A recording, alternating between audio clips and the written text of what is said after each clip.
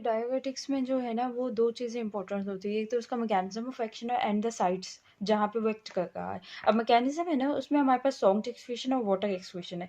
अब जो salt excretion है इसमें हमारे पास जो साइट्स हैं ये प्रॉक्सिमम ट्यूब्यूल पे जो है वो कार्बोनिक एनहाइड्रेज इनहिबिटर काम कर रहा है। थिक असेंडिंग मूव पे move diabetics, distant converted tubule पे जो थायराइड है और कनेक्टिंग ट्यूब्यूल पे पोटेशियम स्पेयरिंग डायबिटिक्स काम करते हैं। इसी तरह वाटर एक्सक्रीशन वाले जो हैं उसमें है ऑस्मोटिक डायबिटिक्स और एडीएच एगोनिस्ट एंड एंटागोनिस्ट, ये सारे काम कर रहे हैं।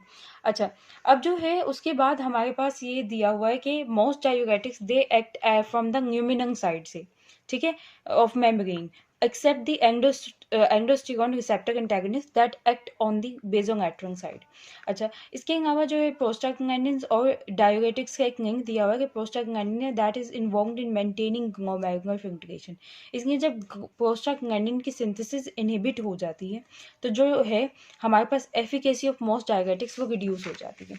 अब जो नेक्स्ट चीज़ है ना वो ये है कि प्रॉक्सिमल ट्यूब्यूल्स पे कार्बोनिक एनहाइड्रेज इनहिबिटर काम कर रहा है। तो जो इसका नॉर्मल जो मैकेनिज्म है वो ये है कि उसका ये है कि ये जो है न्यूमन वाली साइड पे यूरिन पड़ रही है, ठीक है, ये यूरिन वाली साइड है, ये ट्यूब्यूलर सेल है और ये इंटरस्टिशियम ब्लड वाली साइड है।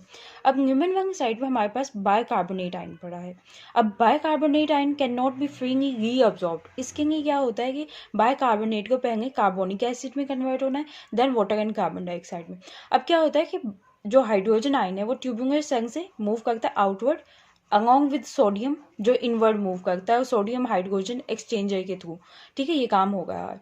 और उसके बाद ये कार्बोनिक एसिड में कन्वर्ट होके by the help of carbonic anhydrase water and carbon dioxide में कन्वर्ट होता है। और ये वाली जो चीज़ है ये रीअब्जॉर्ब हो सकती है। बाइकार्बोनेट नहीं रीअब्जॉर्ब होता, ये इस फॉर्म में रीअब्जॉर्ब होता है ट्यूबुलर सेल में, फिर अगेन कार्बोनिक एनहाइड्रेज इसको कार्बोनिक एसिड में और फिर बाइकार्बोनेट में कन्वर्ट करके इसकी रीअब्जॉर्प्शन कराता है। तो अब जब हम कार्बोनिक एनहाइड्रेज इनहिबिटर्स देते हैं तो वो इसको इनहिबिट कर देते हैं कार्बोनिक एनहाइड्रेज को, सो दैट कि कोई वाटर एंड कार्बन डाइऑक्साइड की फॉर्मेशन नहीं होती, कोई रीअब्जॉर्प्शन नहीं होती, कोई दोबारा से कन्वर्जेंट कुछ भी नहीं होगा, मतलब रीअब्जॉर्प्शन हो ही नहीं गई। As a result sodium with bicarbonate, sodium bicarbonate excrete out हो जाता है। और जो है हमारे पास अब देखो sodium bicarbonate that is a base, तो अब जब बेस एक्सक्रीट आउट हो गई है तो हमारी बॉडी में जो है मेटाबॉलिक एसिडोसिस हो जाएगा और यूरिन जो है उसमें अंकंगोसिस हो जाएगा क्योंकि यहाँ पे बेस की अमाउंट ज़्यादा होगी। अच्छा, अब कनेक्टिंग ट्यूब्यूल में जब ये sodium excess amount of sodium जाएगी, अब कनेक्टिंग ट्यूब्यूल में एक्सेस अमाउंट ऑफ सोडियम जाएगी तो एज ए रिजल्ट वो कनेक्टिंग ट्यूब्यूल्स में कोशिश होगी उस सोडियम को दोबारा से रीअब्जॉर्ब किया जाए।